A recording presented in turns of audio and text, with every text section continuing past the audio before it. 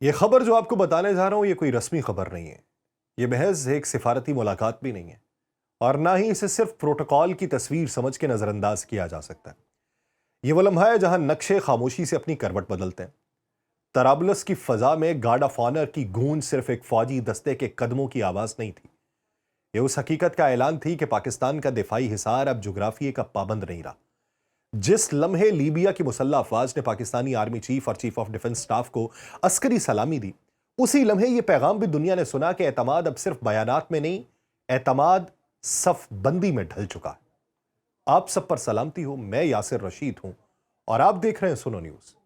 ناظرین، یہ ملاقات ایک ایسے وقت میں ہوئی ہے جب عالمی سلامتی کا نظام ہچکولے کھا رہا ہے۔ مشرق وسطیٰ میں طاقت کے توازن تبدیل ہو رہے ہیں۔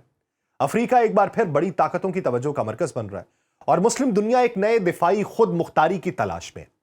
لیبیا جو برسوں تک خانہ جنگی، بیرونی مداخلت اور عدم استحکام کی علامت رہا، اب اپنے دفاعی مستقبل کے لیے ایک ایسے شراکت دار کی طرف دیکھ رہا ہے جس کی فوج محض ہتھیاروں سے نہیں بلکہ تجربے، نظم و ضبط اور ادارہ جاتی استحکام سے پہچانی جاتی ہے۔ اور یہ شراکت دار پاکستان بننے کو آگے بڑھا۔ فیلڈ مارشل کا لیبیا جانا یہ ایک دورہ نہیں ہے، یہ ایک اسٹریٹجک سگنل ہے۔ اس دورے میں جو باتیں ہوئیں وہ صرف بند کمروں تک محدود نہیں رہیں۔ باہمی دلچسپی، علاقائی سلامتی، انسداد دہشت گردی، تربیت اور استعداد بڑھانے جیسے الفاظ سفارتی لغت میں عام ہو سکتے ہیں، مگر جب یہی الفاظ ایک ایسے ملک کی زبان سے نکلیں جو دہشت گردی کے خلاف عملی جنگ لڑ چکا ہو تو ان کا وزن بدل جاتا ہے۔ لیبیا یہ جانتا ہے کہ پاک فوج نے صرف نظریاتی جنگیں نہیں لڑیں، اس نے میدان میں قیمت ادا کی ہے اور یہی قیمت اسے قابل اعتماد بنا رہی ہے۔ یہاں اصل بات یہ ہے کہ لیبیا نے محض دفاعی تعاون کی خواہش ظاہر نہیں کی، اس نے عملی طور پہ اپنے دفاعی دائرے میں پاکستان کو شامل کیا۔ جب لیبیا کی عسکری قیادت پاکستان کی پیشہ ورانہ مہارت کو سراہے تو یہ تعریف نہیں، انتخاب ہے۔ یہ اس بات کا اعلان ہے کہ ہم اپنے مستقبل کے لیے کس پہ بھروسہ کر رہے ہیں، اور یہ انتخاب ایک ایسے وقت میں ہو رہا ہے جب دنیا کے کئی روایتی دفاعی سپلائرز اپنی ساکھ کھو چکے ہیں یا سیاسی شرائط کی بوجھ تلے دب چکے ہیں۔ اور پاکستان کے لیے یہ لمحہ اس لیے بھی بڑا ہے کہ یہ اس دفاعی حکمت عملی کا تسلسل ہے جس میں پاکستان خود کو صرف ایک علاقائی طاقت نہیں بلکہ اب ایک ذمہ دار، مستحکم اور قابل اعتماد عسکری شراکت دار کے طور پہ پیش کر رہا ہے۔ لیبیا کا پاکستان کی طرف جھکاؤ دراصل اس بات کی علامت ہے کہ پاکستان کا دفاعی حصار اب صرف اپنی سرحدوں تک محدود نہیں رہا، یہ حصار اب دوست ممالک کی سلامتی سے جڑ رہا ہے، ان کی فوجی تعبیر نو کا حصہ بن رہا ہے اور ان کے لیے ایک متبادل بن کے ابھر رہا ہے۔ اس منظر نامے میں ایک اور پہلو بھی ہے جو نظر انداز نہیں کیا جا سکتا۔ لیبیا شمالی افریقہ میں واقع ایک ایسا خطہ جو یورپ، مشرق وسطیٰ اور افریقہ کے درمیان ایک پل کی حیثیت رکھتا ہے۔ وہاں دفاعی اثر و رسوخ محض عسکری نہیں بلکہ سیاسی اور تصویراتی ہوتا ہے۔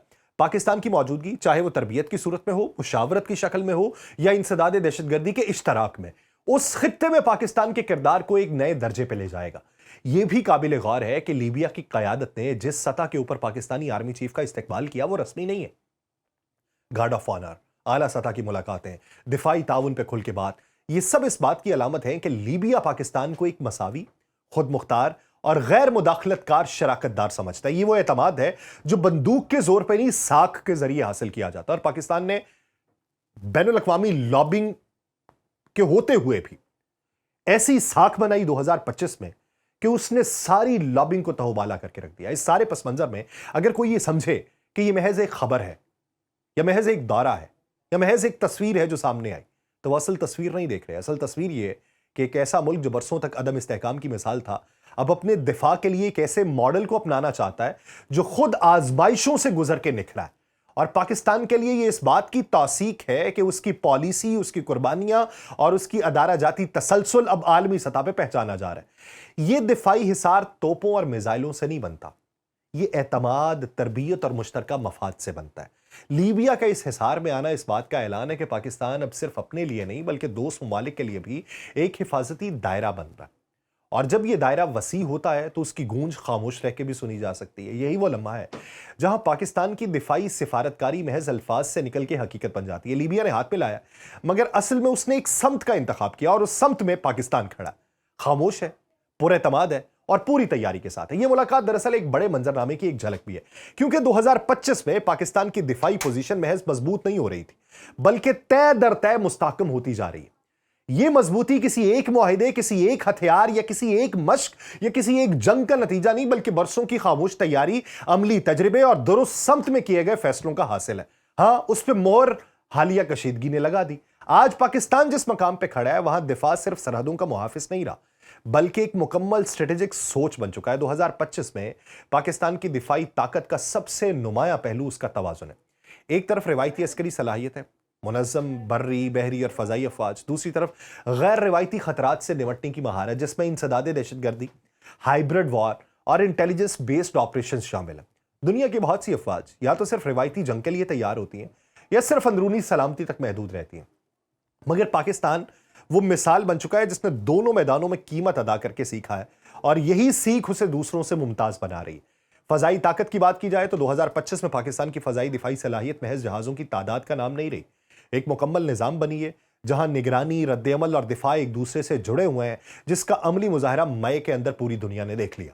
ریڈار، فضائی نگرانی، میزائل، دفاع اور پائلٹس کی عملی تربیت سب ایک ہی زنجیر کے حلقے بنے، اور یہی وجہ ہے کہ پاکستان اب فضائی برتری کے دعوے نہیں کر رہا، بلکہ فضائی توازن قائم رکھنے کی صلاحیت رکھتا ہے، اور جنگ میں یہی توازن فیصلہ کن ثابت ہوتا ہے۔ بری فوج کے محاذ پہ پاکستان کی طاقت اس کے نظم و ضبط اور تجربے میں پوشیدہ ہے۔ 2 دہائیوں سے زائد عرصے تک یہ آپ تعصب کی اینک کو اتار کے دیکھیں اور بطور پاکستانی دیکھیں، چھوڑ دیں اگر آپ کو کوئی اعتراضات ہیں ان کو ایک سائڈ پہ رکھ کے دیکھیں۔ بین الاقوامی سطح کے اوپر اندرونی تنازعات نہیں دیکھے جاتے، وہاں پہ یہ دیکھا جاتا ہے کہ ملک نے کیا کیا، اور ملک نے جو کیا ہے وہی وہاں پہ اسٹیبلش ہو رہا ہے۔ اس مسلسل جنگی ماحول میں رہنے والی فوج نے نہ صرف لڑنا سیکھا، بلکہ خود کو جدید جنگ کے تقاضوں کے مطابق ڈھالنا بھی سیکھا۔